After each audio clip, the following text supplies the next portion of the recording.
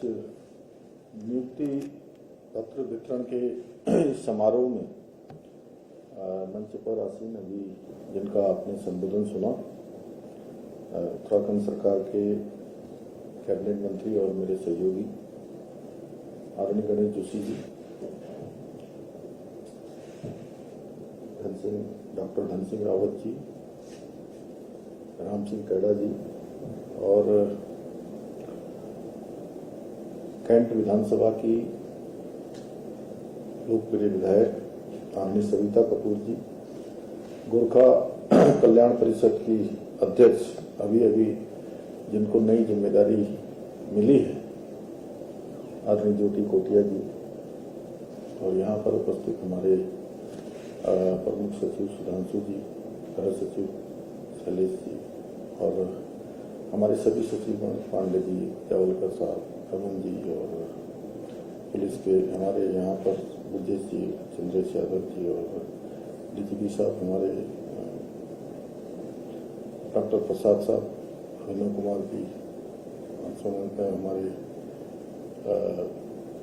मरुवेशन जी, मीना जी और सभी, अब मैं नाम लूंगा तो मुझे लगता है कि बड़ा औपचारिक हो जाएगा, सभी अधिकारीगण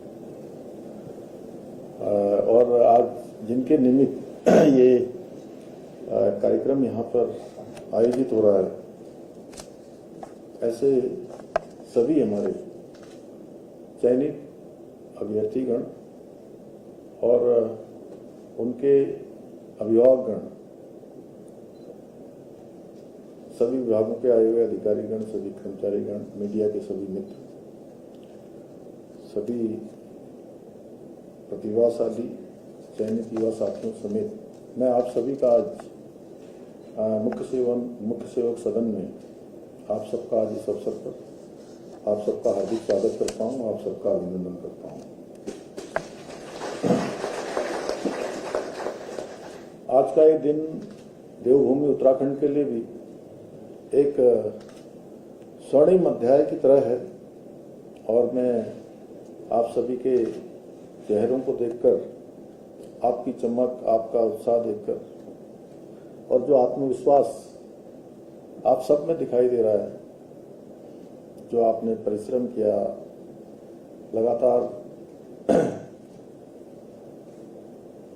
लगातार प्रयास किया और वो जो आत्मविश्वास है उसे देखकर सच में मुझे भी बहुत खुशी हो रही है, बहुत गर्व हो रहा है कि आप सबको जो संतोष दिखाई दे रहा है कि भाई हमने इतनी तैयारी करी और तैयारी का जो परिणाम है आज वो हमको इस चयन की प्रक्रिया में जब हमारा चयन हो गया है तो दिखाई दे रहा है, क्योंकि आज से उत्तराखंड की विकास की जो कहानी लिखी जानी है उसके नायक भी आप हैं और उसके लेखक भी आप हैं। मैं आज के इस विशिष्ट अवसर पर उत्तराखंड पीसीएस मुख्य परीक्षा 2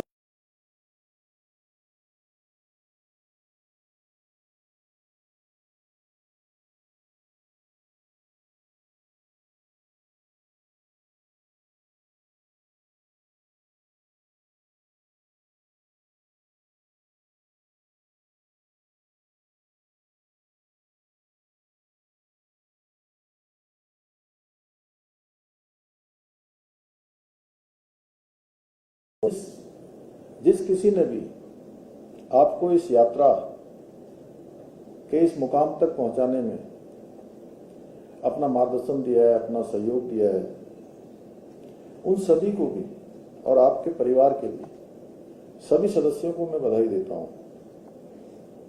अभी गणेश जोशी जी कह रहे थे सच में कि चयन आप सबका हुआ है, लेकिन आज जितनी खुशी आपके माता पिता को हो रही है उसकी शायद आप कल्पना कर सकते हैं। आपसे कम नहीं हो रही होगी, आपसे बहुत ज्यादा हो रही होगी। और जितने भी लोग यहाँ बैठे हैं, जब कोई पुत्र कोई पुत्री आगे बढ़ती है तो उनके माता पिता को किस प्रकार की गर्व की अनुभूति होती है, किस प्रकार का संतोष होता है, कितनी खुशी होती है, सभी ने बात महसूस की है। उनको लगता है कि मैंने जीवन में जो सत्कर्म किए, मैंने जो अपने बच्चों को अच्छे संस्कार दिए, अच्छी शिक्षा दी, उसका परिणाम आज इस रूप में मुझे दिखाई दे रहा है, इस रूप में हमारे सामने परिलक्षित हो रहा है। तो उनको भी मैं बहुत बधाई देता हूं। और साथियों, अभी मुझे विभाग के द्वारा कुछ आंकड़े दिए गए और जब मैंने उन आंकड़ों को देखा तो मुझे भी अत्यंत हर्ष की अनुभूति हुई। मुझे बताया गया कि उत्तराखंड पीसीएस मुख्य परीक्षा 2024 में लगभग 1.5 लाख अभ्यर्थियों ने आवेदन किया, जिसमें से 71,000 से अधिक अभ्यर्थी परीक्षा में शामिल हुए, पर अंतिम रूप से केवल 182 अभ्यर्थियों का ही चयन हो सका। आप कितने सौभाग्यशाली हैं कि 1.5 लाख में से 182 का नंबर आया है। और ये केवल आंकड़ा नहीं है, ये इस बात का स्पष्ट प्रमाण है कि आपने कठिन प्रतिस्पर्धा के बीच अपनी मेहनत से, अपनी प्रतिभा से, परिश्रम से, धैर्य से और लगन के बल पर ये सफलता अर्जित की है। लेकिन मेरे युवा साथियों, आज जब आपके हाथों में ये नियुक्ति पत्र सौंपा जा रहा है तो याद रखिएगा कि ये नियुक्ति पत्र कागज का केवल एक टुकड़ा नहीं है, बल्कि ये हमारे उत्तराखंड के 1.25 करोड़ भाई बहनों की उम्मीद का विश्वास पत्र है जो आज आपको सौंपा जा रहा है। ये हमारे दूरस्थ सीमांत क्षेत्रों में समाज के अंतिम छोर में रहने वाले हमारी माताओं, बहनों, वरिष्ठ जनों की, नौजवानों की प्रेरणा का ये संकल्प पत्र आज आपके हाथों में आ रहा है। और आपको ये बात हमेशा याद रखनी होगी कि लोकतंत्र में पद का मतलब शासक होना नहीं है। पद का मतलब है दायित्व, जिम्मेदारी, और पद का मतलब है सेवक होना, कि सेवा को ही जो है आप जीवन का आधार मानना है। और आप सभी अब अपने अपने क्षेत्रों में जहां भी आपकी तैनाती होगी, जहां पर भी आपको जिम्मेदारी मिलेगी, आप सभी सरकार के चेहरे के रूप में जाने जाएंगे। आप सभी को पता होना चाहिए कि मैंने 4 जुलाई 2021 को इस जिम्मेदारी पर, इस दायित्व पर काम करना प्रारंभ किया। तब से मैंने पहले दिन से एक मंत्र आत्मसात किया और पूरे राज्यवासियों के, हमारे सभी विभागों से, सभी से मैंने ये अपेक्षा करी कि वह भी इस मंत्र को आत्मसात करते हुए यहाँ की प्रशासनिक व्यवस्था को चलाएं, यहाँ की शासन व्यवस्थाओं को चलाएं, लोगों की सेवा करने का जो मंत्र है उसको आत्मसात करें। और वो मंत्र है सरलीकरण, समाधान, निस्तारण और संतुष्टिकरण, और समाज के अंतिम छोर में खड़े हुए व्यक्ति के कल्याण के लिए, उसकी सहायता के लिए, उनके उन्नयन के लिए निरंतर कार्य करें। और आपको भी इसी मंत्र को अपने कार्य का और अपने जीवन का ध्येय बनाना है। जब कोई गरीब, कोई असहाय, कोई जरूरतमंद, कोई दूर दराज का गांव से चलकर आपके दफ्तर में आए तो उसके चेहरे पर कोई संकोच नहीं होना चाहिए, कोई डर नहीं होना चाहिए, बल्कि एक भरोसा होना चाहिए कि उसकी समस्या का आपके पास पहुंचकर किसी न किसी रूप में त्वरित रूप से समाधान उसको मिलेगा, उसको सहायता मिलेगी। देखिए, मैं कह सकता हूं कि एक अल्प अनुभव कहूं, अल्प बुद्धि कहूं या अल्प ज्ञान कहूं, जितना भी है उसके आधार पर मैं एक बात कह सकता हूं कि जब हमारे पास कोई व्यक्ति किसी काम के लिए आता है, ये जरूरी नहीं कि सब कुछ हमारे हाथ में है कि हम सारे काम उसके करते हैं, लेकिन इतना हो सकता है कि हम उसको संतुष्ट कर सकें, उसको बता सकें। और मैं अनिल माधव दवे जी की, जो आप इस दुनिया में नहीं रहे, बहुत अच्छे साहित्य के क्षेत्र में, पर्यावरण के क्षेत्र में सांसद रहे, भारत सरकार के मंत्री रहे, उनकी एक मैंने पुस्तक पढ़ी थी जो उन्होंने शिवाजी के ऊपर लिखी थी, शिवाजी और साम्राज्य। तो उसमें उन्होंने लिखा था कि जब लोग हमारे पास आते हैं तो हम उनको बहुत बड़ी बड़ी बातें न करके, टाल मटोल न करके, अगर हम सच में उनको वास्तविकता से भी अवगत कराएं तो ऐसा हो ही नहीं सकता है कि वो आपकी बात से कन्विंस न हो या समझे न। समझ सकते हैं, हमको समझाना भी आना चाहिए। और मैं जब जिस विभाग के, धन सिंह जी अभी पहले मंत्री थे, डॉक्टरों का विभाग, आप स्वास्थ्य सचिव यहाँ पर बैठे हैं, तो मैं भी डॉक्टर बनना चाहता था। तो मैंने कुछ दिनों कोचिंग करी, सीपीएमटी की तैयारी की लखनऊ में, न्यू स्टैंडर्ड कोचिंग, जानते सर? एसकेटी सिंह तुम्हारे जिले के हैं, जौनपुर के, हम उनको एसकेटी चाचा कहते थे बाद में। तो वहां पर एक प्रोफेसर थे, रजा साहब, तो वो कहते थे कि जीवन में 100 रास्ते फंसने के हैं तो 100 रास्ते निकलने के लिए। तो उनकी बात उस समय तो कम समझ में आई मुझे, लेकिन बाद में जब मैं राजनीति के क्षेत्र में सीधे सीधे आ गया तो मुझे लगा कि 100 रास्ते यदि जटिल हैं तो 100 रास्ते आसान भी हो सकते हैं। यानी कि अगर हमें रास्ता निकालना है तो उसके भी रास्ते निकल सकते हैं। तो ये मंत्र अगर हमारे ध्यान में रहेगा, ये बातें याद में रहेंगी कि जो हमारे पास आएगा हम उसकी सहायता करेंगे, उसमें कुछ ऐसा करेंगे कि जो है उसको फील हो कि नहीं, जिस व्यक्ति के पास गए हैं उसने हमारी चिंता की है, हमारे पर ध्यान दिया है, और मेरा इतनी दूर से जाकर उसके पास जाना ये सार्थक हुआ है। और उसका ये भरोसा ही हमारी सरकार की सबसे बड़ी सफलता होगी। और हमारे देवभूमि का विकास भी तभी संभव होगा, तभी संभव है जब हमारे नीति और नियमता और हमारे सभी अधिकारी, हमारे सभी कर्मचारी सभी संवेदनशील होंगे। इसलिए आपको आखिरी छोर पर बैठे व्यक्ति तक विकास की रोशनी पहुंचानी है, वहां तक विकास का प्रकाश पहुंचाना है, और इसी के लिए हमारे राज्य का गठन हुआ है। अन्यथा उत्तर प्रदेश के समय में बहुत दूर तक व्यवस्था हो जाती थी, पिथौरागढ़, चमोली, उत्तरकाशी, ऐसे स्थानों पर जाना, बागेश्वर जाना, उस समय में जो पोस्टिंग मानी जाती थी आप सब लोग जानते हैं। ऐसा माना जाता था कि इन क्षेत्रों में एक तरह से अच्छे के लिए नहीं भेजा जाता।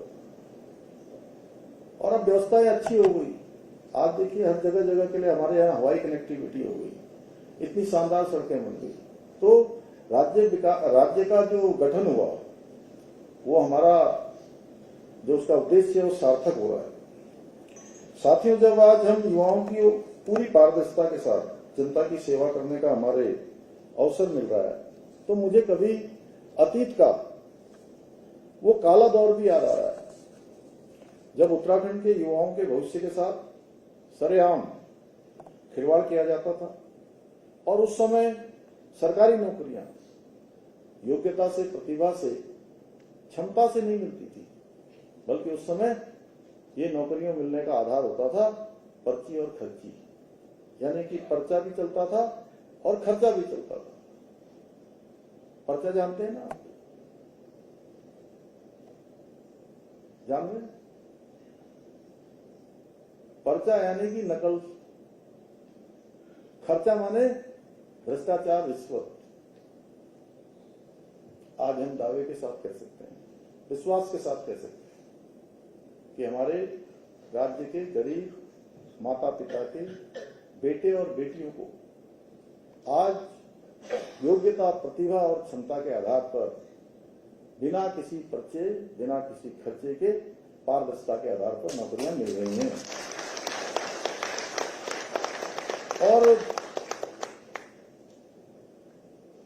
उस समय में जो सरकारें थी, उन्होंने युवाओं के सपनों की हत्या करने वाले जिन माफियाओं को पाल पोस कर बड़ा किया था, जिन्होंने यहाँ के युवाओं के, नौजवानों के सपनों को चकनाचूर कर रहा था और युवाओं के भविष्य को बेचने वाले ऐसे सौदागरों को राजनीतिक संरक्षण दिया जाता था। इसलिए नकल माफियाओं को संरक्षण देने वाले हमारे विपक्षी दल आज जब बड़ी बड़ी बातें करते हैं, पारदर्शिता की बातें करते हैं, हम पर प्रश्न चिन्ह उठाते हैं, तो सच में मुझे बहुत हंसी आती है। जैसे कोई छोटा बच्चा किसी ज्ञानवान को बुद्धि देने का काम करता है। उनको मैं इस दृष्टि से देखता हूं। ऐसे लोगों पर भी मुझे सच में उनकी बुद्धि पर भी दया आती है कि जो अपने समय में कोई काम नहीं कर पाए, कोई व्यवस्था बना नहीं पाए, लगातार सिस्टम को खराब करने का जिन्होंने काम किया। परंतु साथियों, आप सभी को याद होगा, हमारी सरकार उत्तराखंड में देश का सबसे कठोर नकल विरोधी कानून लागू करने का हमने साहस किया और नकल माफिया रूपी दीमक को जड़ से उखाड़ फेंकने का संकल्प लिया। और जब आज मैं आप जैसे युवाओं को नियुक्ति पत्र के साथ देखता हूं, आपके चेहरों पर मुस्कान देखता हूं, हंसी देखता हूं, उत्साह देखता हूं, संतोष देखता हूं, तो मुझे लगता है कि हम अपने उद्देश्य में कामयाब हुए हैं, हम अपने मकसद पर कामयाब हुए हैं। साथियों, हमारी नीयत साफ थी, इसलिए हमारी नीति भी साफ है। हमारी सरकार ने केवल बातें नहीं की, बल्कि उन सभी बातों को धरातल पर करके दिखाया। क्योंकि मैं हमेशा एक बात बोलता हूं कि जब हम काम करते हैं, आपको भी अनुभव हो जाएगा कुछ दिनों के बाद, और ये अनुभव हमेशा आपके साथ शाश्वत रहेगा जब तक आप इस धरा पर रहेंगे, कि जब हम कोई काम करते हैं और सच्चे मन से, अच्छे मन से करते हैं, तो उसमें हमको कुछ बोलने की आवश्यकता नहीं पड़ती है। तब हम अपने बारे में स्वयं नहीं बोलते हैं, तब हमारा काम बोलने लगता है। मुझे ये बताते हुए अत्यंत हर्ष और गर्व दोनों ही हो रहा है कि बीते 4.5 वर्षों में हमारी सरकार ने आज ये सब मिला के लगभग 4000 से अधिक युवाओं को सरकारी नौकरियां पारदर्शी तरीके से उनको नियुक्तियां देने का कार्य हुआ है। और आप सबका नाम भी आज 187 लोगों का नाम, 34,000 और आप सबका नाम आज इस यात्रा में, आप सबका 34,000 में आप सबका नाम भी जुड़ गया। और ये आंकड़ा इस बात का गवाह है कि हमारी सरकार उत्तराखंड के युवाओं को, उनके हाथों को काम देने और उनके सपनों को उड़ान देने के लिए पूरी तरह से प्रतिबद्ध है। मैं आप सभी को विश्वास दिलाता हूं कि हमारी ये यात्रा जो प्रारंभ हुई है, ये यात्रा रुकने वाली नहीं है, हमारी ये यात्रा थमने वाली नहीं है। हमारा लक्ष्य स्पष्ट है कि उत्तराखंड का प्रत्येक युवा अपनी योग्यता, क्षमता और प्रतिभा के दम पर आगे बढ़े। रोजगार या अवसरों की तलाश में उसको अपने घर से दूर न जाना पड़े, देवभूमि को छोड़ना न पड़े, बाहर जाने के लिए मजबूर न होना पड़े। अब हम पहाड़ के पानी और पहाड़ की जवानी दोनों को उत्तराखंड के विकास की नींव बनाने के लिए पूरी तरह से संकल्पित हैं। साथियों, आदरणीय प्रधानमंत्री श्री नरेंद्र मोदी जी ने बाबा केदार के धाम से, उस पुण्य भूमि से कहा था कि 21वीं सदी का तीसरा दशक उत्तराखंड का दशक होगा। और जब मैं बात कहता हूं कि प्रधानमंत्री जी के ये शब्द उनके शिव रूपी शब्द थे, उसमें था कि आने वाले 10 वर्षों में उत्तराखंड विकास के शिखर पर होगा। उत्तराखंड की तेज गति से उन्नति होगी, उत्तराखंड की तेज गति से प्रगति होगी, उत्तराखंड तेज गति से हर क्षेत्र में विकास करेगा और हिंदुस्तान के प्रमुख राज्यों में हमारी गिनती होगी। और आदरणीय प्रधानमंत्री जी के उस वचन को सच करने की सबसे बड़ी जिम्मेदारी अब आप सबके कंधों पर है, क्योंकि अब आप सरकार की रीढ़ हैं, प्रशासन को चलाने वाले हैं, व्यवस्था को चलाने वाले हैं और अमृत काल के आप सह यात्री हैं, जिस अमृत काल में भारत को विकसित भारत बनना है। सरकार नीतियां बनाती है, लेकिन उन नीतियों को धरातल पर उतारने का, उन्हें जन जन तक पहुंचाने का काम अब आपके जिम्मे है। आपके दायित्व में भी है, आपके कर्म में भी होना चाहिए, आपके मनों में भी होना चाहिए और पूरे समर्पण भाव से इस काम को आगे बढ़ाने का दायित्व अब आप सबके कंधों पर है। आइए आज हम सब मिलकर ये विकल्प रहित संकल्प लें कि हम अपने व्यक्तिगत हितों से उठकर देवभूमि की सेवा करेंगे। हम मिलकर ऐसा उत्तराखंड बनाएंगे जो हर क्षेत्र में, शिक्षा के क्षेत्र में, स्वास्थ्य के क्षेत्र में, पर्यटन, कृषि, सुशासन के मामले में पूरे देश के लिए एक रोल मॉडल बने। अभी गणेश जोशी जी कह रहे थे कि बहुत सारे कानून जो हमने बनाए हैं, सच में आज वो पूरे देश के लिए उदाहरण बन रहे हैं, देश के लिए आदर्श बन रहे हैं। हमारे दिलीप जावलकर जी बैठे हैं, इनकी पीठ में तो परेशानी आ गई, लेकिन पिछले 5 सालों में, 4 सालों में लगातार फाइनेंस सेक्रेटरी के रूप में जो अनवरत रूप से इन्होंने काम किया। सुधांशु जी बैठे हैं, हमारे प्रमुख सचिव। अब इनका नाम इसलिए ले लिया कि ये थोड़ा मुख्य सीट पर थे, आप जो है उससे बड़ी सीट पर थे। तो आप सभी के और हम सभी के प्रयासों से जितने लोग हमें, शैलेश जी आप बैठे हो, पांडे जी आप बैठे हो, अब आपका नाम ले लूं तो आप सोचोगे मेरा नाम नहीं, कृषि वाले सोचेंगे मेरा नहीं, अब आकांक्षा बैठी है, उसका योगदान नहीं हो सके, सौरभ सोचेगा मेरा नहीं है, प्रदीप सोचेगा सब मेरा नहीं है, सबका है, सबका योगदान है। ये टीम उत्तराखंड है और टीम उत्तराखंड के प्रयासों से आज देखिए हम एसपीजी में, सस्टेनेबल डेवलपमेंट में पूरे देश के अंदर पहले स्थान पर है, पहले उस इंडेक्स में पहले स्थान पर है। फाइनेंशियल मैनेजमेंट अच्छा करने में हम पहले दूसरे स्थान पर हैं। पर्यटन के क्षेत्र में हमको 4 साल से उसका पर्यटन का पुरस्कार मिल रहा है। फिल्म के क्षेत्र में 4 साल से हमको बेस्ट स्टेट का पुरस्कार देश के अंदर मिल रहा है। आज मत्स्य के क्षेत्र में हमको मिल रहा है, कृषि के क्षेत्र में मिल रहा है, निर्यात सूचकांक में हमको देश में पहले दूसरे नंबर पर, उसमें भी हम आ रहे हैं। खनन के क्षेत्र में हमको पुरस्कार मिल रहा है कि खनन में सारे मानक हमने पार किए हैं, अच्छा काम किया है। 200 करोड़ रुपए की धनराशि भारत सरकार हमको दे रही है।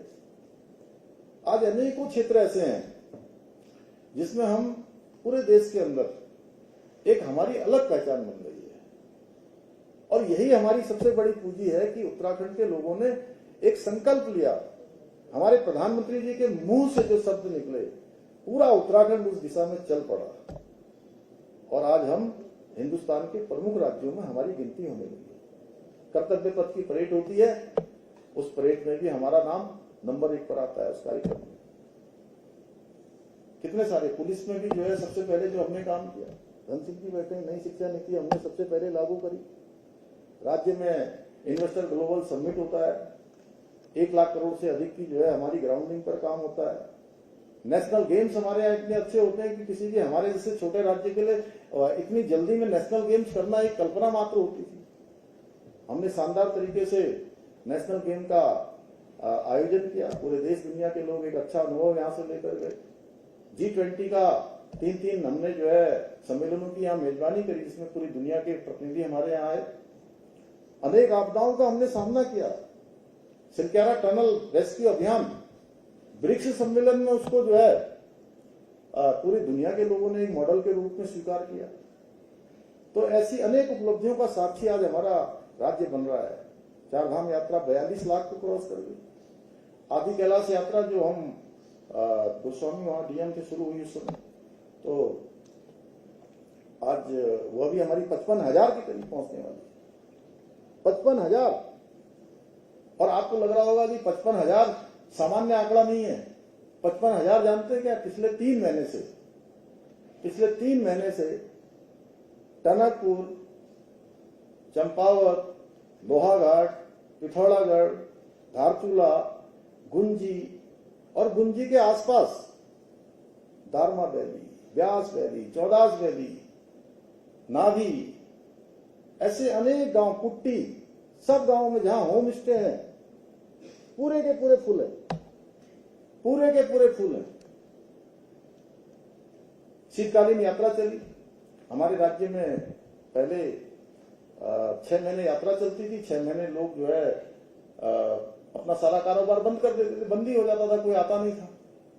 हमने एक नया प्रयोग शुरू किया कि हम राज्य में 12 महीने लोगों को आमंत्रित करेंगे, 12 महीने हम पर्यटन चलाएंगे। मैं अनेक स्थानों पर गया। मैंने पुरुला के पास एक छोटा सा स्थान है सांकरी, कोई वहां डीएम रहे होंगे तो जानते हैं, आप रहे थे।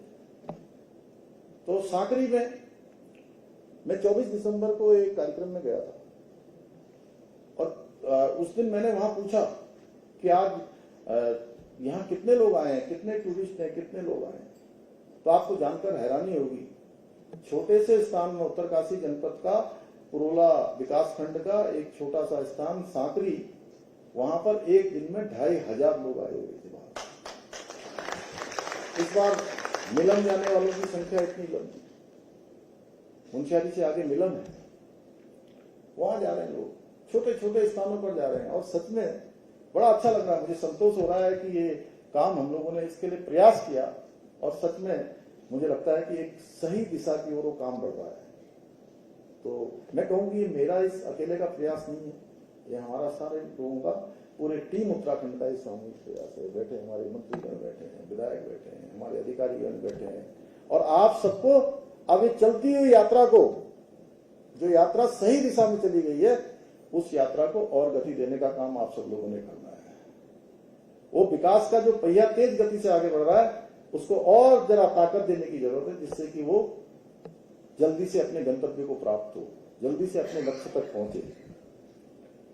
साथियों, आज हम सब मिलकर ये विकल्प रहित संकल्प लें कि हम अपने व्यक्तिगत हितों से उठकर इस देवभूमि की सेवा करेंगे।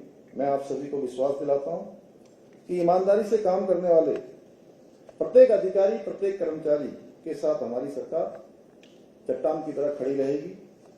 आपको कहीं किसी भी दबाव में आने की आवश्यकता नहीं है।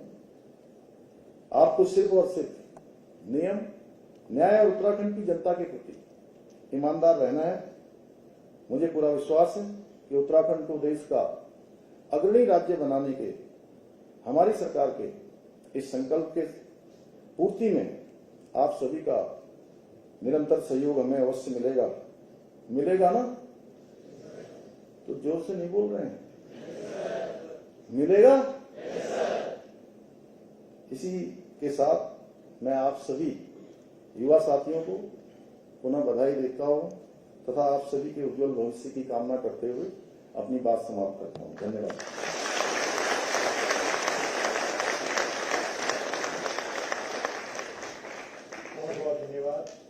बहुत बहुत धन्यवाद माननीय मुख्यमंत्री महोदय, आपके इस आशीर्वचन के लिए और राज्य को आगे ले जाने को लेकर जो आपने सबको यहाँ ऊर्जा से एकदम भर दिया है। कार्यक्रम को आगे बढ़ाते हुए अब बारी है आप सब लोगों के नियुक्ति पत्र वितरित करने की। तो सबसे पहले ग्रुप 1, जैसा कि आप लोगों को ध्यान है, आप लोगों से रिक्वेस्ट है कृपया बारी बारी से, जैसे हम लोग पहले इकट्ठा हुए थे उसी तरह आप लोगों से रिक्वेस्ट है कि अपनी अपनी जगह पे आप आएंगे। सबसे पहले कार्मिक उप जिलाधिकारी 9 पद जिससे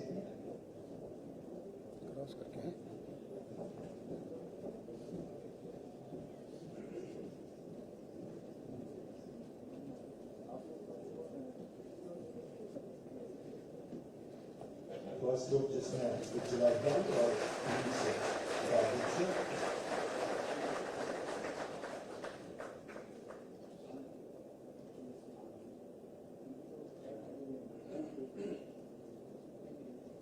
बहुत बहुत धन्यवाद। अब सेकेंड ग्रुप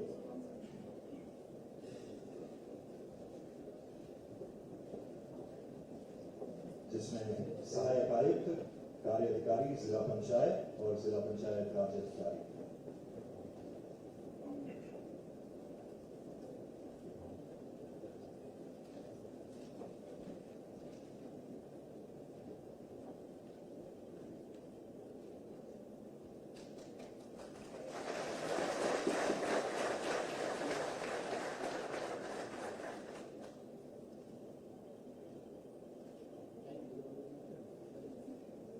बहुत बहुत धन्यवाद। अब ग्रुप 3 वित्ताधिकारी, कोषाधिकारी, सहायक संभागीय परिवहन अधिकारी, परीक्षा अधिकारी।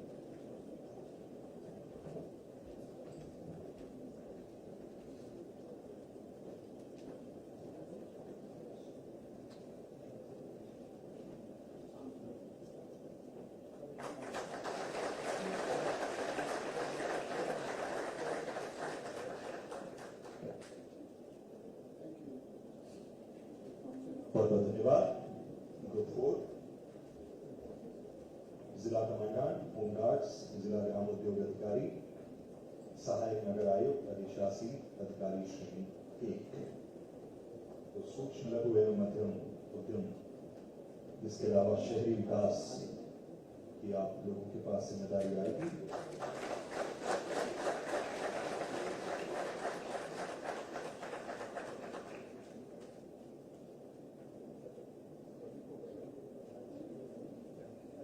बहुत बहुत धन्यवाद। अगला ग्रुप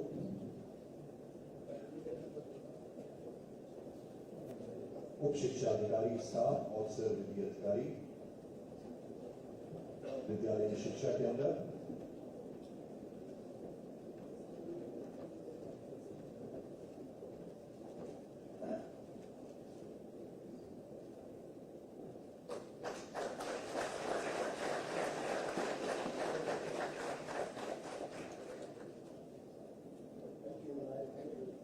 अगला ग्रुप 8, 9, 10 राज्य कर अधिकारी,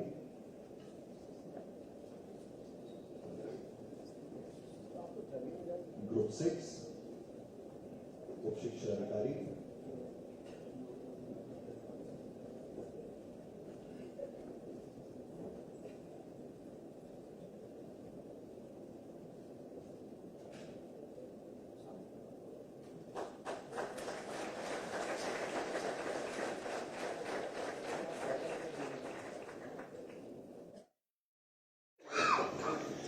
बहुत बहुत धन्यवाद। ग्रुप 7 उप शिक्षा अधिकारी, स्टाफ ऑफिसर, विधि अधिकारी,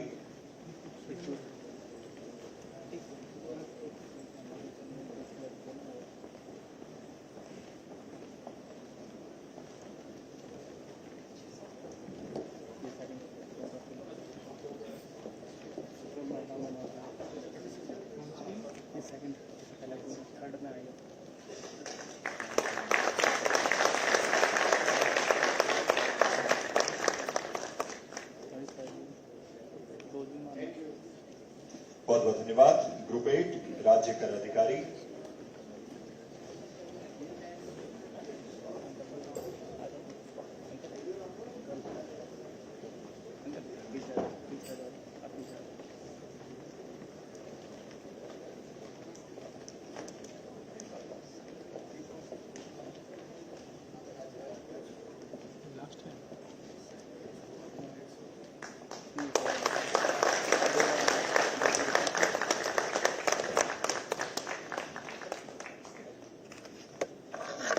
धन्यवाद।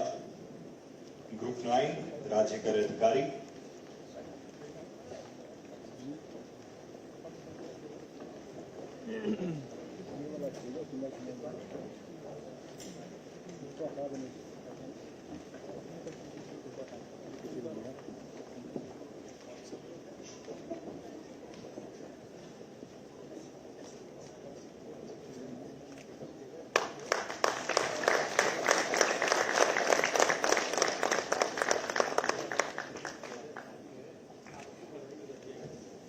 धन्यवाद।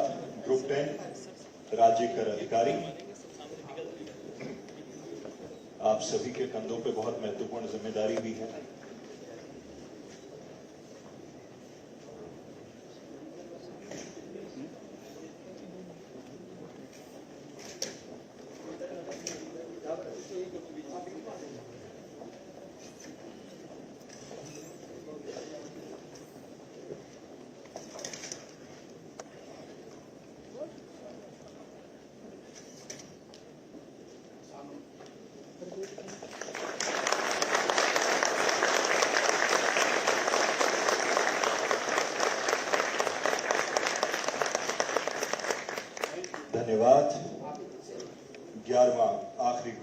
वैयक्तिक सहायक, कृषि विभाग,